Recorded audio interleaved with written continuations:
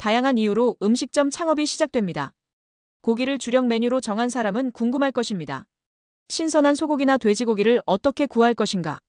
남들보다 싸게 살 수 있으면 금상첨화인데 말이죠. 창업 시 알아야 할 정보. 원가가 싸고 조리가 편한 국수 창업 시에도 먼저 알아야 할 정보가 있습니다. 각 개인의 목표에 따라 우선순위도 달라집니다. 어제도 문의를 위해 제 네이버 블로그를 방문해 주신 분이 계셨습니다. 첫인상은 메밀을 좋아하는 분 같았습니다. 현재 소바체험교실에서 사용하고 있는 제분기에 대한 궁금한 점을 문의하셨습니다. 그런데 문의 내용이 제가 생각했던 것과 같았습니다.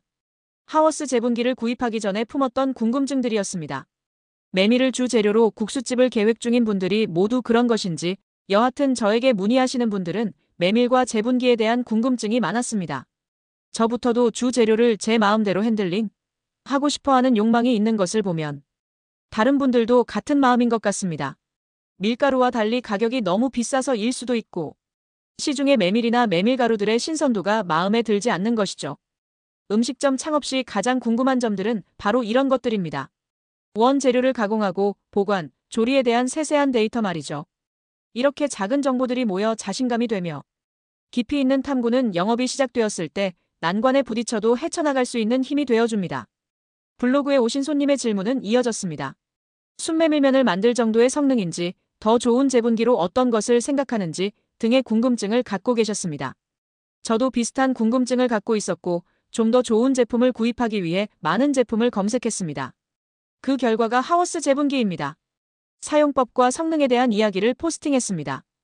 음식점 창업 중에서도 메밀 국수집을 목표로 하신다면 제 하워스 제분기는 맞지 않다고 말씀드렸습니다.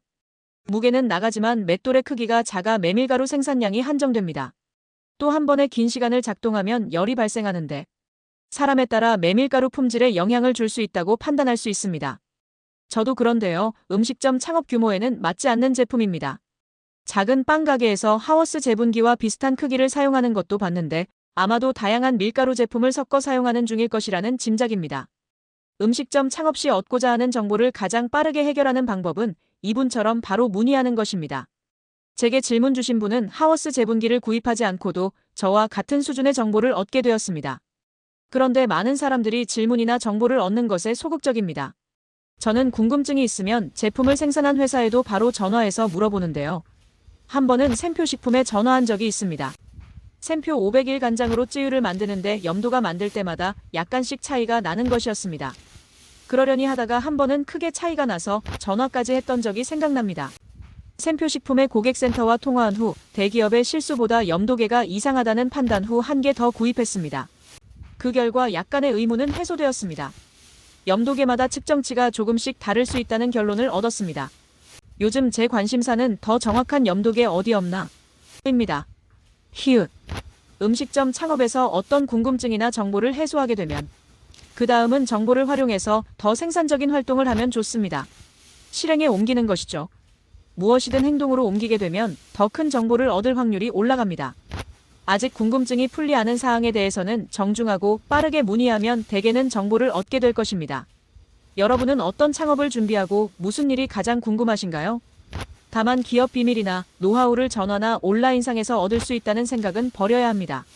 가끔 하워스 제분기와 같은 고급 정보도 얻을 수 있지만 온라인상의 거의 모든 정보는 여러분의 궁금증을 완전히 해소해주지 못할 것입니다. 직접 사용해봐야 진가를 알 수 있고 본인의 사용처에 맞는지 정확히 알 수 있습니다. 떠도는 조각들을 맞추는 것은 여러분의 몫입니다. 음식점 창업 시 궁금한 점을 가장 빠르게 해결하는 방법은 직접 문의하는 것입니다. 나중에 알아봐도 괜찮겠지 하다 보면 잊어버리기도 하고 시간이 지남에 따라 우선순위가 바뀌게 됩니다. 이것은 인생의 중요한 변곡점이 되기도 하는데요. 자신이 처음 계획했던 막국수집에서 잔치국수집으로 메뉴가 바뀌기도 하고 고깃집으로 급변하기도 합니다. 예를 들면 모닝을 사려다가 제네시스까지 알아보게 되는 상황인 것이죠. 맞춘 조각들을 바탕으로 애초에 계획했던 일을 묵묵히 실행에 옮겨보세요. 어떤 시도가 되었든 응원합니다.